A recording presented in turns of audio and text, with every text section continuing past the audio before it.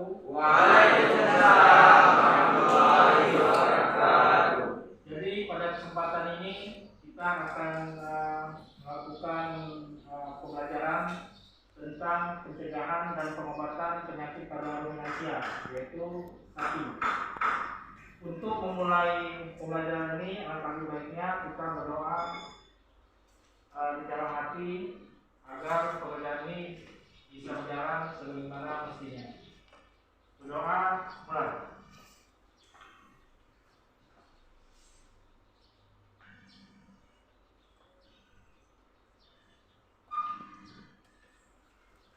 Selesai.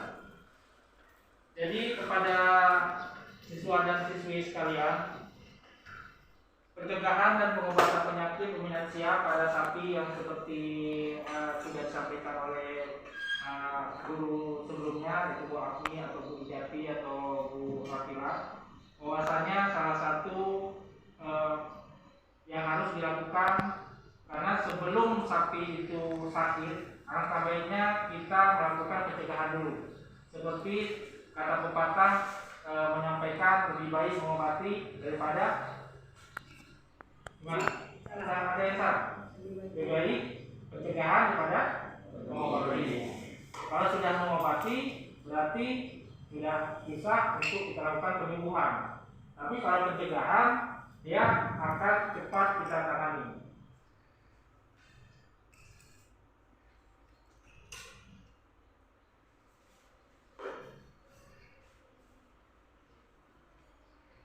Jadi yang selama ini kita mendengar ada yang namanya penyakit mulut dan kuku.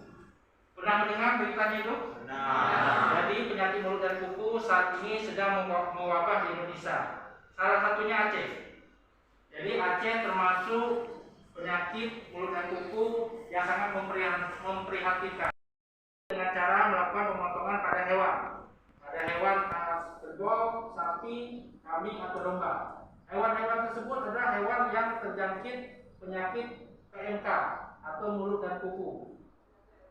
Jadi penyakit mulut dan kuku itu adalah berasal dari virus yang bersifat akut dan sangat menular pada hewan berkuku genap atau belah, hewan yang rentan, sapi dan babi. Karena kita bisa dibilang dominan Islam kita di lintas timur ini, jadi kita mencari tentang sapi. Berkuku belah itu seperti sapi, kukunya belah. Selanjutnya gejala klinis PMK, panas tinggi 39 sampai 41 derajat Celcius. Panasnya tinggi. Kalau kita antara 32 manusia. Kalau 35 itu berarti sudah menggigil, udah nggak sanggup lagi lah. Ini sapi 39 sampai 41 derajat Celcius. Berarti tubuh menurut penelitian yang saya lakukan jarang terjadi. Banyak terjadi pada sapi dan kerbau. Masa inkubasi 1 sampai 14 hari. Ada yang tahu inkubasi itu apa? Ada yang tahu? Masa proses virus itu berkembang dalam tubuh atau bergejala. Itu 1 sampai 14 hari. Setelah itu baru kelihatan penyakit itu. Tetapi selama 1 sampai 14 hari, penyakit itu hanya bisa dilihat dari kondisi luar. Dari kondisi luar tubuhnya. Nafsu makan berkurang, air liur berkurang. Air liur, ada yang bahasa Kesuan, ada yang tahu apa? Bahasa selain air ini, selain kata air liur? Saliva ya. Saliva.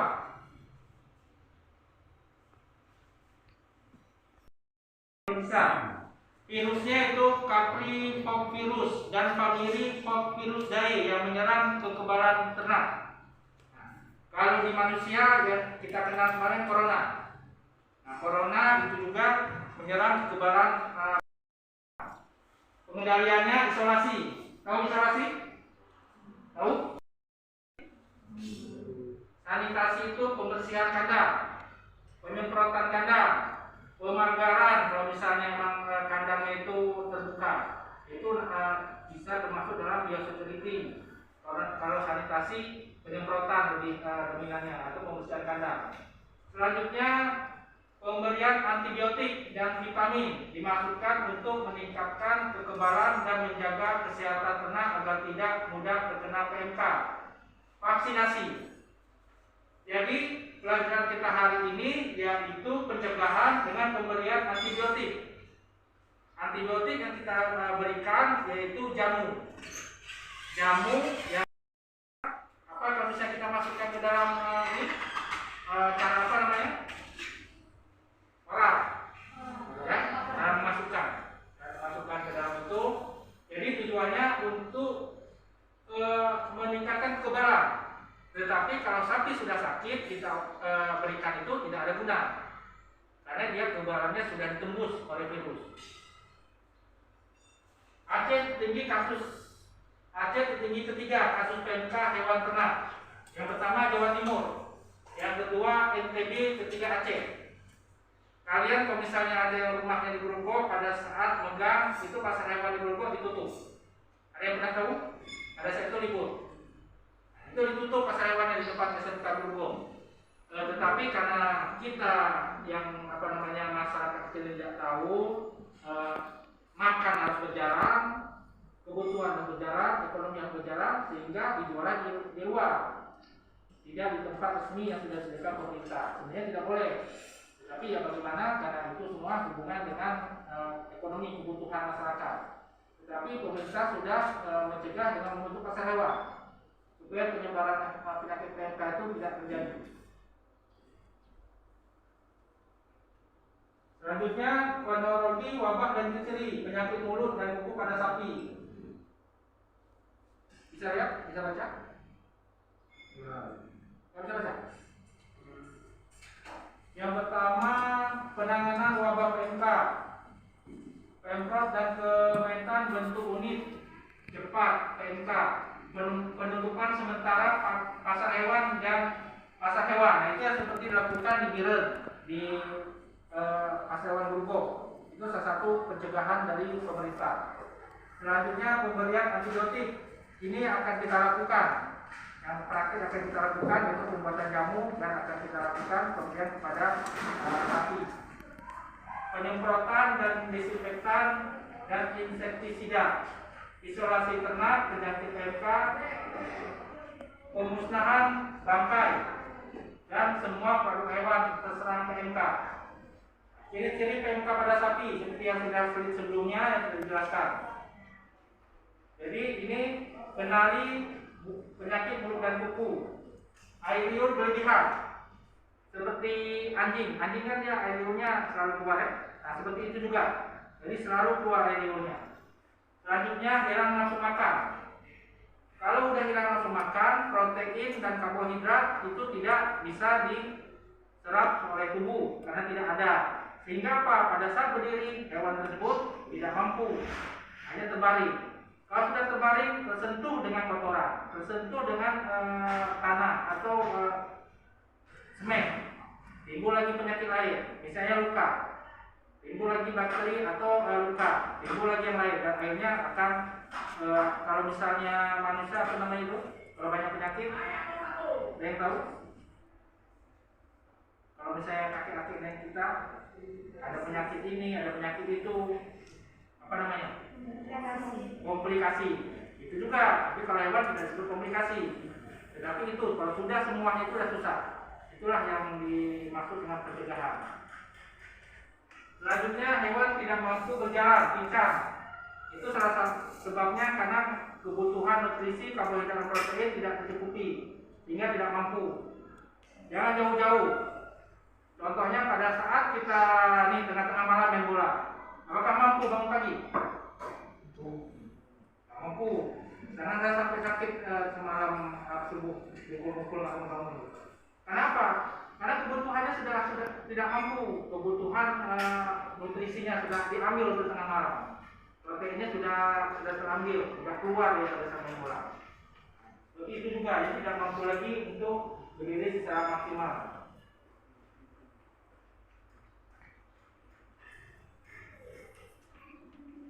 Selanjutnya, wabah penyakit mulut dan kuku pada ternak. Pertama di Aceh terjadi di Aceh Tamiang. Kenapa terjadi AC tamiang? Ada yang tahu? Kenapa terjadi AC tamiang?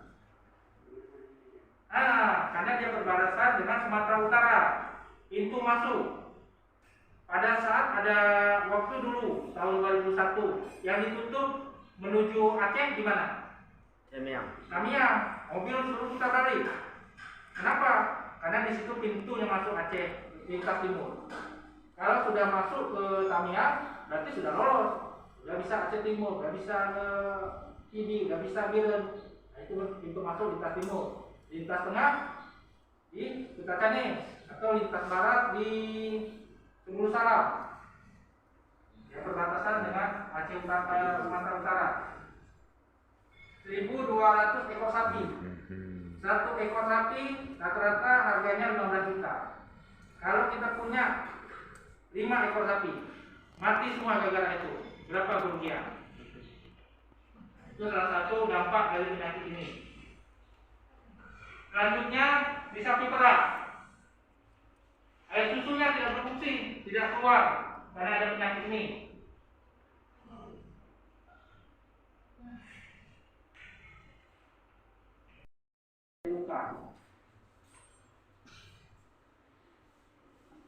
Nah, seperti ini contohnya. Ini yang terjadi. Ini namanya salipa. Air itu salipa seperti ini. Keluar semuanya. Nah, sampai sini ada yang mau ditanyakan?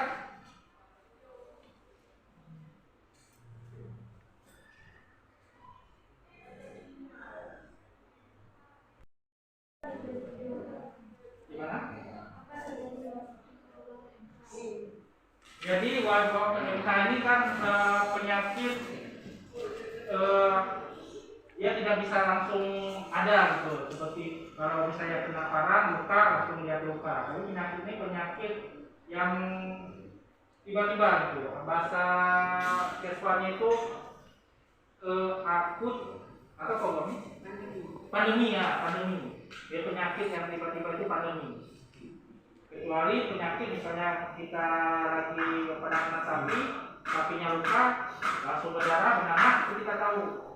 Inilah makanya penyakit ini terjadi hanya di 3 daerah pada saat awal-awalnya, yaitu di Jawa Timur, di NTB, dan di Aceh. Dan selanjutnya sekarang sudah menyebar.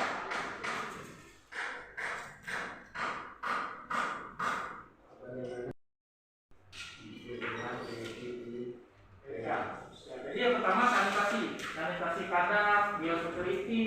Habis itu yang tadi kita lakukan praktik pencegahan. Pencegahan itu salah satu kita akan lakukan pencegahan terhadap penyakit PMK bagaimana terjadi.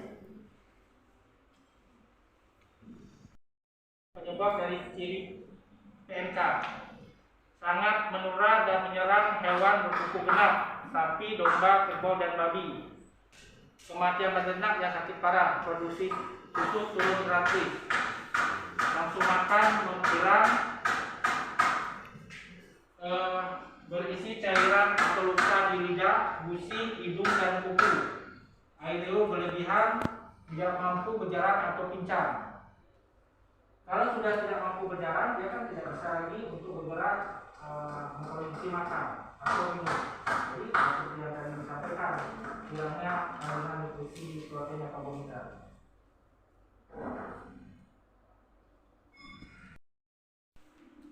Demam tinggi, keluar lendir, hewan ternak tidak mau makan, hewan ternak pincang tiba-tiba, luka pada kaki dan akhiri lepasnya kuku. Hewan ternak kesulitan dalam berdiri, tubuh hewan ternak gemetaran, napas hewan menjadi cepat dan tidak beraturan, produksi susu turun drastis dan menjadi kurus. Di kanan kita ada yang tidak seperti yang di depan, ada ya? Nanti kita masih bisa melakukan pencegahan. Ya. Gejala awalnya gimana? Seperti yang saya sampaikan tadi, ya demam, itu langsung makannya berkurang. Apalagi yang di sini, pincang tiba-tiba, Habis itu hewan ternak tidak mau makan, itu langsung akan berkurang. Tubuh hewan ternak gemetaran.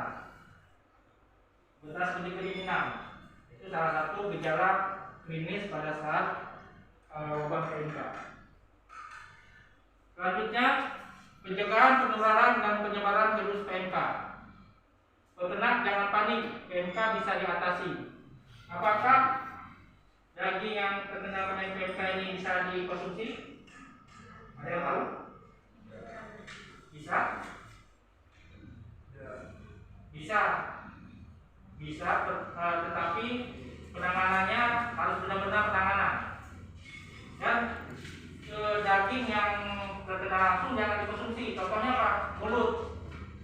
Kan ada itu stok congor, congor itu kan mulut sapi. Itu jangan. Habis itu kaki. Kan biasa stok kaki itu jangan. Jadi konsumsilah daging yang yang ini yang masih bagus. Jadi penanganan yang betul itu salah satunya. Selanjutnya kalau misalnya memang itu udah parah, itu baru diakhir. Tahu akhir? Akhir itu dipotong atau tidak dikonsumsi. Kalau yang parah itu berarti putusnya sudah putus kali itu. Jangankan PMK, penyakit lain aja, udah putus saja kita untuk melihat aja kan enggak apa memotong aja nggak kejar. Contohnya ini sapi ini dulunya itu nafsu makan berkurang. Ini penyakitan ini. Ini habis itu kurus dan dagingnya pada saat dipotong pada saat itu berlendir. Dibagi-bagi pada saat itu dengan ini kalau sini kan yang mau makan karena udah kurus sekali. Udah lebih banyak daging tulangnya daripada dagingnya. Dipotong habis itu sama Pak Lusinya pada saat itu ditanam dan dilakukanlah seperti ini. Ya. Ini jadi bukan kita beli ya, tapi ini sapi kita di kandang. Ini sapi Aceh. Ancaman besar masuknya penyakit PMK pada hewan ternak. Penyakit ini bisa masuk ke Indonesia melalui impor daging. Tahu impor itu apa? Ya, masuknya dari luar ke dalam impor daging dan produk susu secara ilegal ataupun dibawa oleh penumpang yang berasal dari negara dan daerah tertular. Risiko penularan juga bisa terjadi melalui pemberian makanan sisa dari pesawat dan kapal laut. Selain itu, risiko besar adalah kemungkinan masuknya hewan hidup yang rentan terhadap penyakit ini dari negara yang tetangga yang berstatus belum bebas PMK. Jadi pengendaliannya seperti yang saya sampaikan sebelumnya, sanitasi. Habis itu pemberian antibiotik, vaksinasi, penularan kontak dengan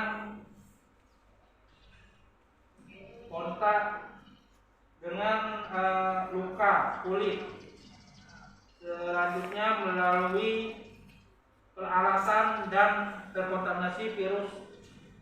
Selanjutnya melalui vektor berupa nyamuk, lalat, ataupun caplak.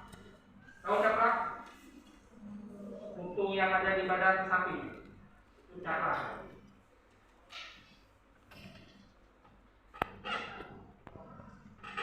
Selanjutnya, cegah penyakit mulut dan kuku pada hewan di lingkungan kita. Tipsnya, PMK pada hewan tidak membahayakan kesehatan manusia. Jadi daging dan susu tetap aman dikonsumsi selama dimasak dengan benar. Seperti yang saya sampaikan tadi, selama itu diolah dengan benar, itu bisa dikonsumsi. Cegah penyebaran PMK di lingkungan kita dengan tips berikut ini.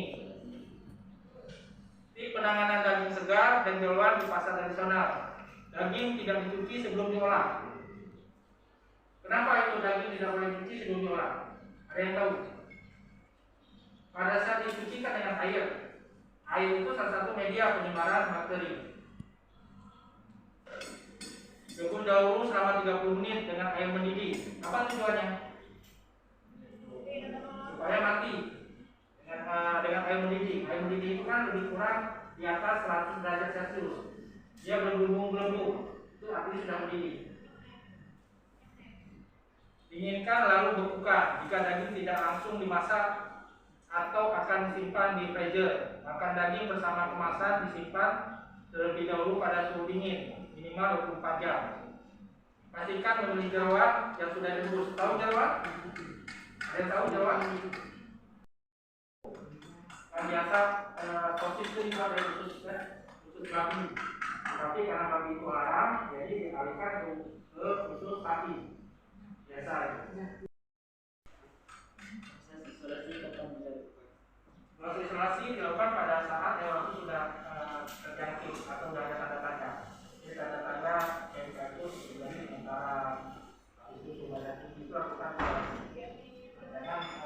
tersentuh dengan sapi yang lain atau dengan yang lain itu kita isolasi. Misalkan itu dengan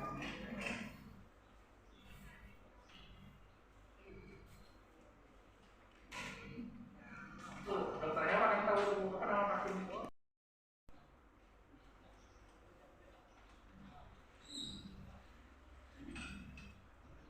Nah, jadi yang di atas itu adalah salah satu tanda-tanda atau gejala-gejala atau pencegahan dari virus PMK. Jadi salah satu untuk memverifikasi dosis Jawa gula merah. Khasiatnya meningkatkan daya tahan tubuh, meningkatkan nafsu makan, mengobati tipes, asam lambung, meningkatkan stamina, vitalitas tubuh manusia dan hewan.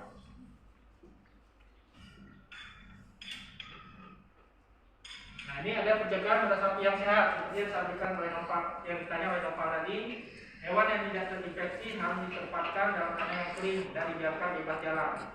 Berikan pakan yang cukup untuk meningkatkan sistem kekebalan tubuh hewan yang sehat. Pada kaki hewan ternak yang sehat diolesi lakukan sulfat 5% setiap hari selama 1 minggu. Kemudian setelah itu terapi dilakukan seminggu sekali dengan cara efektif untuk pencegahan PMK pada ternak sapi. Yang ini kalian pada saat pengobatan ternak sapi apa namanya itu ya? Apa namanya?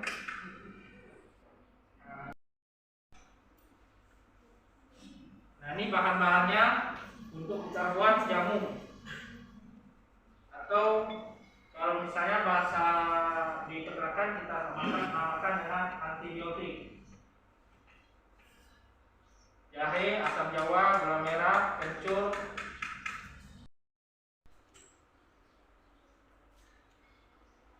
Cara pembuatan, bahan potong-potong kecil, lalu di blender, setelah masak bahan disaring, pemberiannya sehari 2 kali melalui mulut, memakai botol 200 ml sampai kondisi ternak sehat seperti semula. Bahan ini mengandung zat antibiotik dan menjaga stamina tubuh ternak, bisa juga diminum oleh manusia. Khasiatnya sebagai obat kuat daya tahan tubuh, mengobati penyakit tipes, asam lambung, tetapi tidak boleh digunakan oleh penderita ginjal. Tahu ginjal?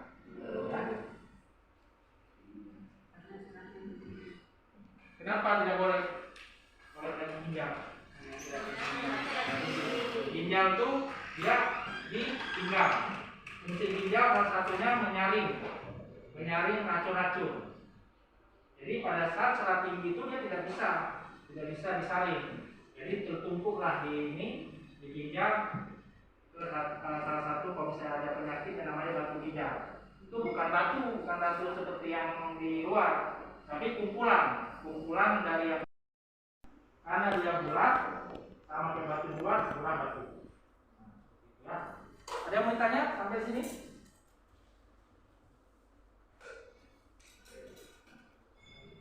Sebelum kita melakukan praktek pembuatan jamu dan kita terapkan ke ternak.